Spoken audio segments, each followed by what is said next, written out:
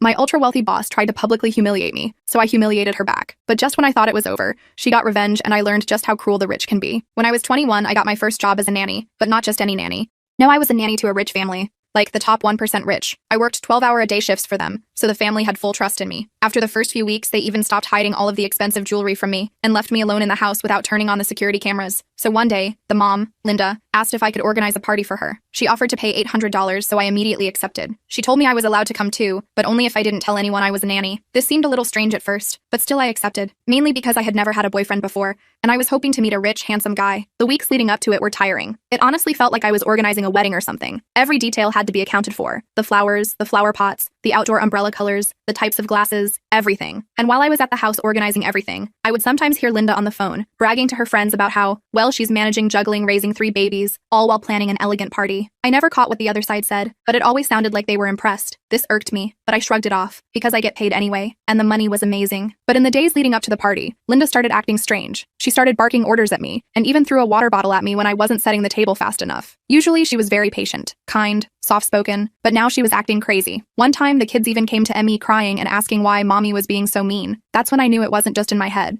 I managed to soothe them and take their minds off it by playing with them and tiring them out, and it never came up again until the day of the party. I still remember how I felt wearing my $300 dress with coordinated shoes and jewelry. Younger me would be so proud, I thought to myself. At that moment, life was sweet, and as my car pulled into their driveway, I was starstruck. There was a crowd filled with suits and elegant dresses, all talking and laughing. Inside, the chandeliers were shining onto the tables filled with all kinds of amazing food. I actually felt like a princess. Then, Linda came up to me. I could still see the tension in her eyes, but she smiled at me and introduced me to her friends. Everything was going smoothly, until there was a slight lull in the conversation, because that's when Linda striked. You know, Lily over here had her first baby over 2 years ago, and still doesn't know how to change a diaper. Everyone laughed like it was the funniest joke of all time. I didn't want to be the mood dampener, so I forced a laugh to be polite. Then Linda kept going. She can't even stop her kids from crying without calling her nanny. And one time when her nanny didn't pick up, she had to call me. Remember that, Lily? The group was laughing so hard that one of them almost dropped their champagne. Linda, I don't know how you do it. 3 years and not even a single nanny. You're an inspiration. Suddenly, the entire group was singing Linda's praises. I had every intention of going along with Linda's plan, but that's when things escalated. Soon, everyone was keeled over laughing while Linda called me lazy, useless, a bad mother, and hopeless, all in the form of a joke. And when the spotlight turned back to her, and about how her years of parenting classes had finally paid off, I stole it back. I excused myself to find the kids, and when I did, I made them cry. Nothing crazy, I just started making funny faces. As usual, 2 of them laughed. Then the 3rd child started to cry because he felt left out and didn't know what was going on. And soon, all of them started crying louder than a baby on an airplane. Hey Linda, I think your kids are crying. Why don't you show us what your parenting classes have taught you and get them to stop? Her eyes went wide and I saw a wave of panic fill her bones. Practically half the party was already watching as she went to go get them. She picked one of them up and started swinging him back and forth. This made him start to scream, and the other 2 followed suit. Within seconds, the entire house was silent, watching Linda not know how to comfort her own children. I just stood there with a smirk plastered on my face until she finally gave me the look. Within seconds, they were smiling and laughing again. Her friends immediately broke into uproar about what a natural I was. Everyone was asking if I could be their nanny, offering 2 and 3 times what Linda was paying me. I was over the moon. But little did I know, Linda wouldn't let me get away so easily. And it wasn't long before she taught me exactly what secrets rich people are hiding. The day after the party was when the retaliation began. I woke up to 3 missed calls from Linda,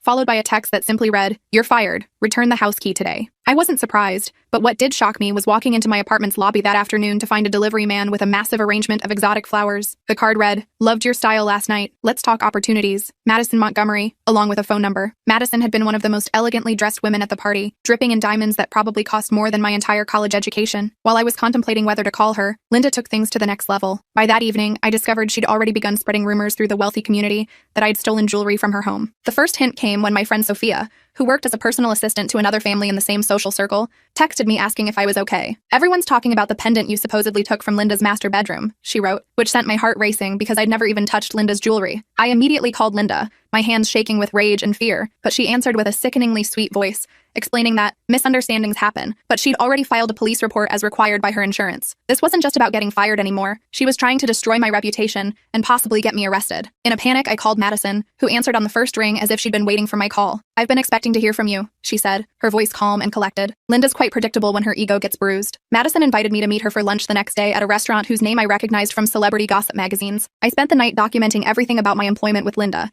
taking screenshots of texts where she praised my work with the children, and even found photos I'd taken of the kids during our activities that showed clear timestamps and locations. The next morning, I dressed in the nicest outfit I owned, which felt painfully inadequate compared to what I'd seen at the party, and headed to meet Madison. The restaurant was even more intimidating than I'd imagined, with a doorman who eyed my non-designer outfit suspiciously until I mentioned Madison's name, which instantly transformed his demeanor. Madison was already seated at a corner table, wearing sunglasses indoors and a casual outfit that probably cost more than 3 months of my rent. Linda's already called everyone who was at the party, Madison explained while sipping her sparkling water, telling them you're a thief who manipulated her children against her. She leaned forward, removing her sunglasses to reveal sharp, calculating eyes. But here's what you don't understand about our world. Linda isn't well liked. She's tolerated because her husband has connections everyone wants access to. Madison explained that she ran a high-end staffing agency for wealthy families, placing nannies, housekeepers, and personal assistants with the elite, and she'd been watching me carefully at the party. You handled those children beautifully, and you stood up to Linda with class, she said, offering me a job with one of her client families at nearly triple what Linda had paid me. There was one condition, though. I needed to clear my name first, and Madison had a plan for that. What followed was a crash course in how the wealthy fight their battles. Madison introduced me to her friend Aiden, a lawyer whose services typically cost $1,000 per hour, but who agreed to help me for the entertainment value of watching Linda squirm. Together, they crafted a cease and desist letter regarding the false accusations,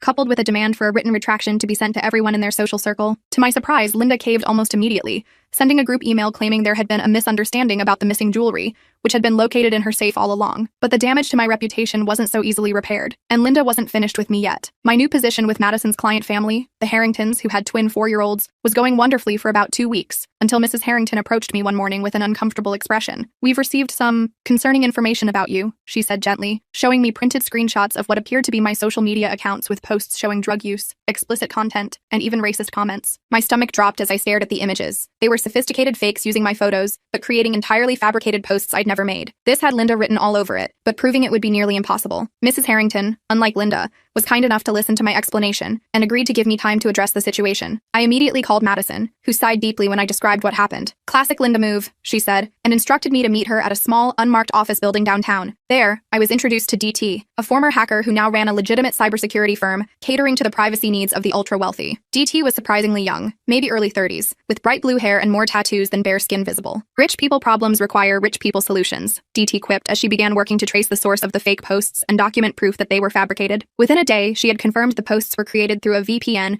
but had tracked enough digital breadcrumbs to suggest someone had accessed them from Linda's home network. This wasn't enough proof for legal action, but it was enough for Madison's purposes. The next phase of Madison's plan introduced me to the real power dynamics of wealth. She arranged a lunch with several of the women from the party, including Molly Westfield, who I learned was married to the CEO of the bank that held the mortgage on Linda's husband's investment properties. Over elegant salads and sparkling water, Madison casually brought up the troubling pattern of behavior Linda had been displaying. Molly seemed particularly concerned, mentioning that her husband had been considering some changes to their banking relationships due to character concerns with certain clients. I realized with a chill that these women weren't just gossiping.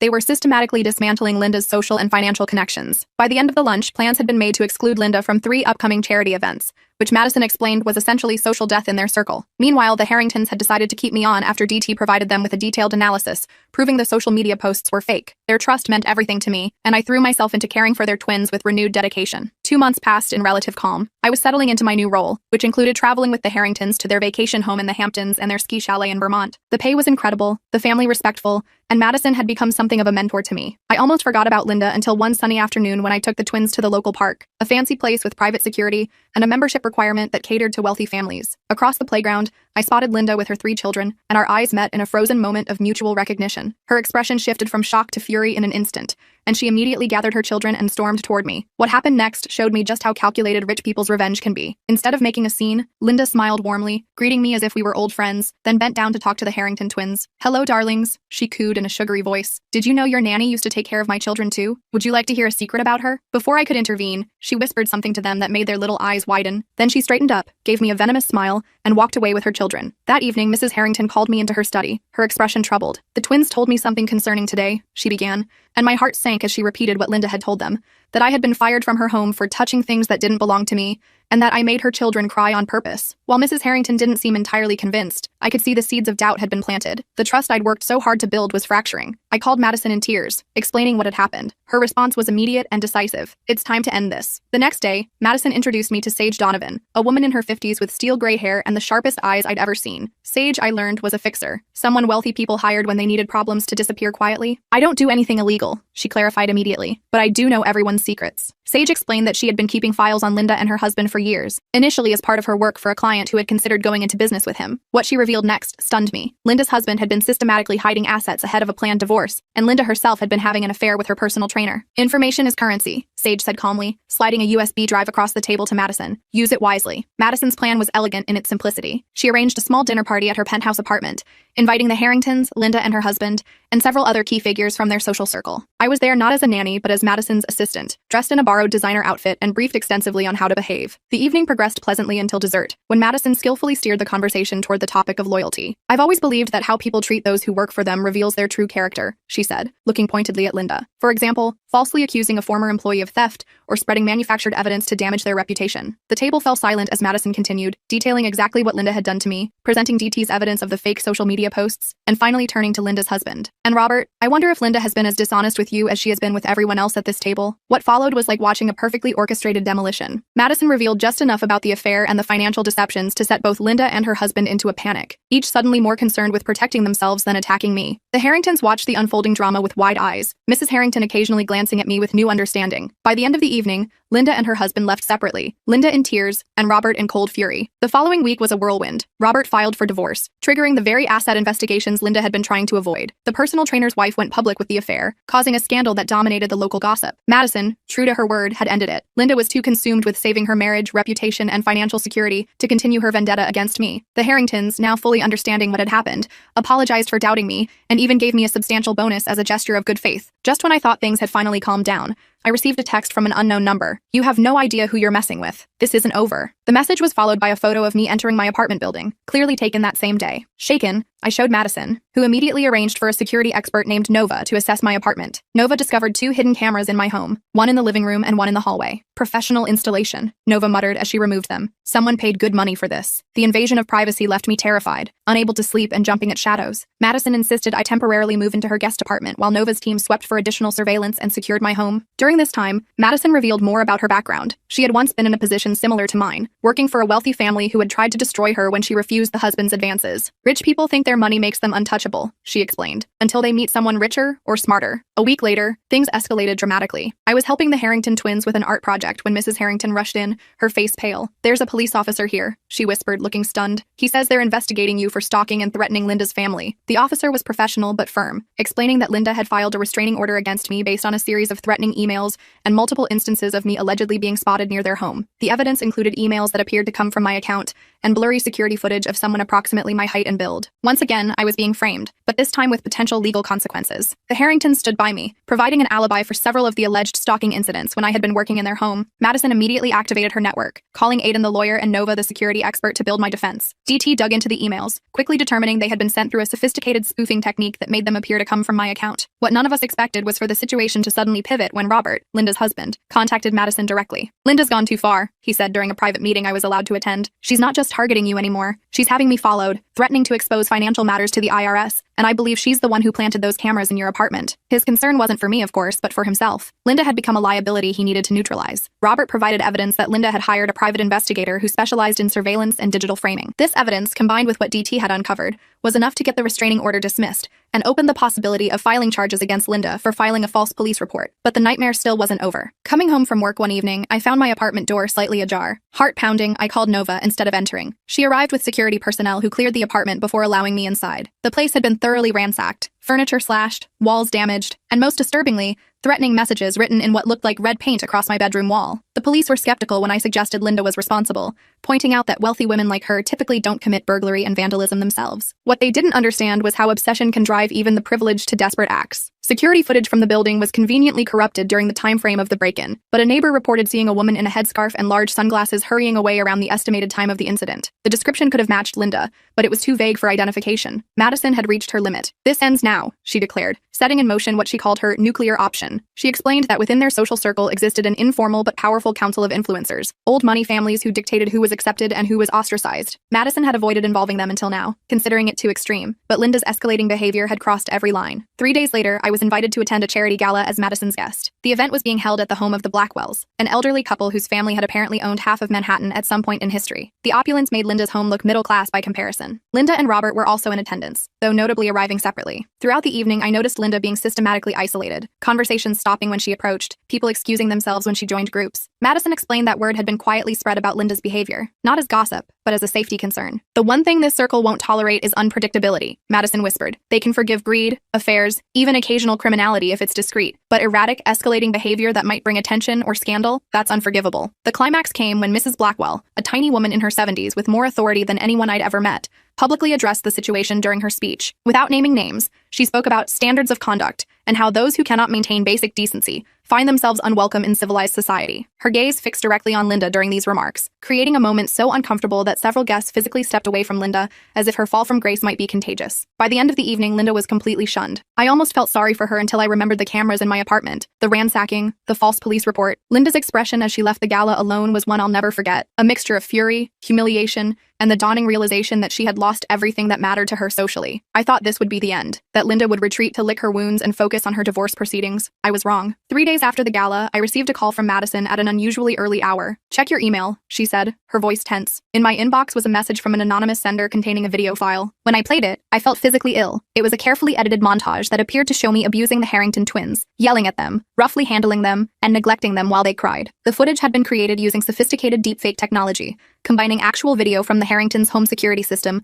with manipulated images and audio. Attached was a simple message: "This goes to the police and the Harringtons in 24 hours, unless you publicly confess to fabricating all allegations against Linda." I forwarded everything to Madison, DT, and Aiden, my hands shaking so badly I could barely use my phone. Within an hour, they had assembled at Madison's apartment. DT confirmed it was deepfake technology, but of such high quality that proving it would require time and specialized expertise. "This isn't amateur work," she explained grimly. "Someone paid top dollar for this." The 24-hour deadline made everything more complicated. Aiden advised that we should alert the Harringtons immediately before they could be blindsided. When shown the video, Mrs. Harrington broke down in tears, not because she believed it, but because she was horrified at how realistic it looked. "Our own security footage," Mr. Harrington kept saying, trying to understand how their supposedly secure system had been compromised. What happened next revealed the final secret of the wealthy that I hadn't yet learned. When truly backed into a corner, they don't necessarily fight fair. Madison made a call to someone she referred to only as an old friend, speaking in vague terms about needing the kind of help we discussed after the Marseille situation. 2 hours later, a man named Drax arrived at Madison's apartment. With his immaculate suit and refined accent,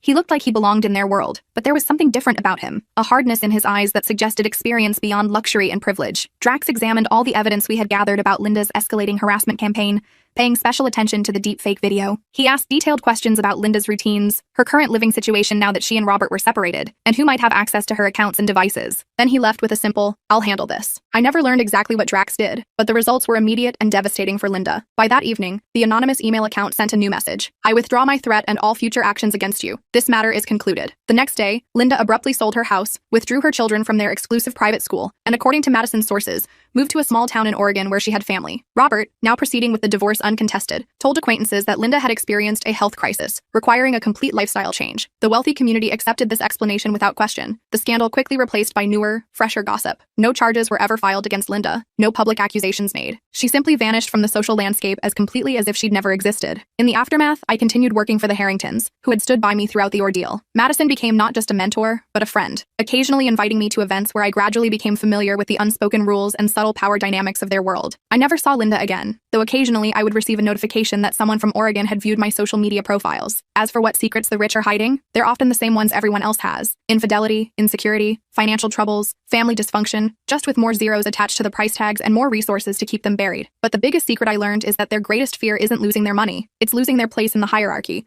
being excluded from the very circles that validate their worth. And they'll go to almost any length to prevent that fall from grace, even if it means destroying someone like me who accidentally glimpsed behind the curtain. Sometimes at night, I still check my apartment for cameras and sleep with one eye open, wondering if Linda will ever decide to return and finish what she started. But then I remember Madison's words the last time I expressed this fear. The thing about people like Linda is that once they lose everything, they rarely have the resources, financial, social, or psychological, to climb back up and seek revenge. They just find new, smaller ponds where they can feel like a big fish again. I hope she's right, but I've learned enough about the secrets of the wealthy to know that nothing is ever truly finished until they decide it is. I stared at my phone for a few minutes, lost in those thoughts. My apartment felt too empty now, and the silence was getting to me. I shook my head and grabbed my keys. I needed fresh air, but I needed to move. The building's elevator was out again. I took the stairs 2 at a time. Outside, the evening air hit my face. It felt good after being cooped up all day. I started walking with no real destination. The neighborhood had changed since I first moved here. New coffee shops replaced old diners. Fancy boutiques stood where family stores once were. I passed a group of college kids laughing. They looked so carefree. I couldn't remember the last time I felt that way. My phone buzzed in my pocket, and it was Madison calling. I almost didn't answer. But Madison had been right about everything so far. I hit accept and put the phone to my ear. She was talking before I could say hello. Something about new documents she'd found, and something about Linda's offshore accounts. I told her I needed a break from all this. She went quiet for a moment, and then she understood. We agreed to meet tomorrow instead, and I hung up and kept walking. The local park came into view, and I headed toward it without thinking. The park was mostly empty this time of evening, a few dog walkers, and a couple on a bench. I found an empty spot under a tree. The grass was a bit damp, and I didn't care. I sat down and leaned against the trunk. My mind kept racing back to everything that happened. It started 6 months ago with that email. Just a simple message from a name I didn't recognize. The attachment changed everything. Financial records showing Linda's company was stealing client funds. I didn't believe it at first. And Linda was my mentor, my boss, and someone I trusted. I deleted the email, and 3 days later, another one came. More proof, and more details. Then another, and another. Each one made it harder to ignore. I finally showed Madison, our firm's compliance officer. She didn't seem surprised, and she had suspicions for months. We spent weeks gathering more evidence, and late nights in the office, secret meetings in parking garages, copying files when no one was looking. The whole thing felt like a bad movie, but it was real, and too real. When we had enough proof, we went to the board. They didn't believe us at first, and Linda was too respected, too powerful, and too connected. But the evidence was solid and undeniable. The board called an emergency meeting, and Linda walked in confident as always. She left broken. The company announced her resignation the next day. The SEC investigation started a week later, and her assets were frozen, her reputation destroyed, and her friends vanished overnight. I watched a person I admired crumble in real time. It wasn't satisfying like I thought it might be. It was just sad, and a drop of rain hit my face, then another, and I looked up at the darkening sky. I should head back. I stood up and brushed off my pants. My phone buzzed again. An unknown number. I almost ignored it, and something made me answer. Silence on the other end, and then breathing, then a click, and the call ended. Probably a wrong number, but it left me feeling uneasy. I walked faster toward my apartment, and the rain started coming down harder. I broke into a jog. By the time I reached my building, I was soaked. The lobby was empty except for the night doorman. He nodded as I passed, and I took the stairs again. Exercise helped clear my head, and I reached my floor breathing hard. The hallway was dimly lit as usual, and I approached my door and stopped. Something wasn't right, and the door was slightly ajar. I never leave my door open, and never. I stood there frozen, and called the police, check it myself, and run. I pushed the door open slowly, and the lights were off. I reached for the switch, and nothing happened. Power out, and I used my phone's flashlight. The beam swept across the room, and everything looked normal at first glance. Then I noticed the papers. All my case files were spread across the floor. My laptop was gone. The drawer where I kept the backup drives was open, empty, and someone knew what they were looking for. I backed out of the apartment quickly, and I called Madison while watching the stairwell. She answered on the first ring, and I kept my voice low, explained what happened. She told me to get out of the building, meet her at our backup spot, and don't talk to anyone. I hung up and headed for the stairs. The doorman looked surprised to see me leaving so soon. I mumbled something about forgetting an important meeting. His eyes followed me all the way out. The rain had stopped, and the streets were wet and reflective. I kept looking over my shoulder, and every person seemed suspicious. Every car might be following me, and I took a random path, down one street, and up another, through an alley, and past a 24-hour diner. I doubled back twice to make sure no one was tailing me. The backup spot was a storage unit Madison rented under a fake name. We set it up when things first got serious with Linda's case, just in case. And I never thought we'd actually need it. The facility was in a commercial area, and mostly closed businesses at this hour. I punched in the gate code, and the gate slid open slowly, too slowly. I slipped through as soon as I could fit. Our unit was in the back corner, and away from the cameras. I used the key Madison had given me months ago. The padlock was stiff from disuse, and it finally opened with a click. I rolled up the door just enough to duck inside. Madison was already there, and a small battery lantern lit the space. She had her laptop open. Her face looked grim in the harsh light. She didn't waste time with greetings, and she showed me what she'd found. Linda had another account we missed, and a big one, in the Caymans. The money trail led to some concerning places. People you don't want to owe favors to. People who solve problems permanently. And my break-in wasn't random. It was a warning, and/or a first attempt. Madison had moved all her important stuff here days ago. She suspected something like this might happen, and she always thinks 3 steps ahead. That's why she's still alive in this business. We spent the next hour making plans, and we needed to disappear for a while. Let things cool down. We had enough evidence backed up in secure locations. The authorities had what they needed, but our part was done. Madison had cash ready, and burner phones, prepaid cards, and even fake IDs. I was impressed and a little scared by her level of preparation. We decided to split up, and harder to track 2 moving targets. We'd meet up in 2 weeks at a predetermined location. Until then, minimal contact, and no electronic communication. Old school protocols only. And I left first. The night air felt different now. So dangerous. Every shadow could hide a threat. I walked 6 blocks before finding a taxi. I gave the driver an address 3 neighborhoods away from my actual destination. I watched out the back window the whole ride. No one seemed to be following. I paid cash and walked the remaining distance. The motel was exactly the kind of place no one asks questions. Faded sign and cracked parking lot. Weekly rates available. I registered under one of the names on the ID Madison gave me. Paid for 3 nights up front. The room smelled like old cigarettes and cheap cleaner. The bed sagged in the middle, and the TV only got 4 channels. It was perfect, and no one would look for me here. I didn't sleep much that night. Every noise in the hallway made me jump. Every car in the parking lot might be them. Morning came after what felt like days, and I needed to keep moving. Staying in one place too long was dangerous. I showered quickly, and the water barely got warm. I put on clothes from the small bag I had grabbed during our storage unit meeting. Nothing fancy, and nothing memorable. Just another face in the crowd. And I checked out early. The front desk guy barely looked up from his phone. I walked 3 blocks to a bus stop, took the first bus that came, and didn't matter where it was going. Just needed to move, but needed to blend in. The bus was half full, and regular people going to regular jobs. I envied their normal lives, and their normal problems. I got off downtown, bought a cheap baseball cap at a tourist shop, found a diner with poor lighting and a back exit, ordered coffee and eggs, and watched the street through the window. No familiar faces, and no one paying too much attention. The waitress refilled my coffee without asking, and I left cash on the table. Included a good tip. No reason to be memorable for being cheap. I spent the next week moving around the city, never staying anywhere more than 1 night, and always paying cash, always watching, and always ready to run. I called Madison once from a payphone, and our agreed check-in. 3 rings, hang up, call back, and she answered with our code phrase. She was okay, and still moving, still watching, and still alive. We kept the call under 30 seconds, and long enough to confirm status, not long enough to trace. And on day 9, I saw him, the doorman from my building. He was across the street from the coffee shop where I was sitting, too far from my building to be a coincidence. He was looking at storefronts and pretending to window shop, but his eyes kept scanning the street and looking for someone, looking for me. And I left my coffee half finished, walked out the back through the kitchen, and the staff yelled something. I ignored them, and I kept moving, down an alley, and through a department store, out another exit, and I took a subway going north, then a bus going east, and then I walked south for an hour. My feet hurt, and my nerves were shot, but I was still free, and still moving. I found a new motel, in different part of town, different name on the registry.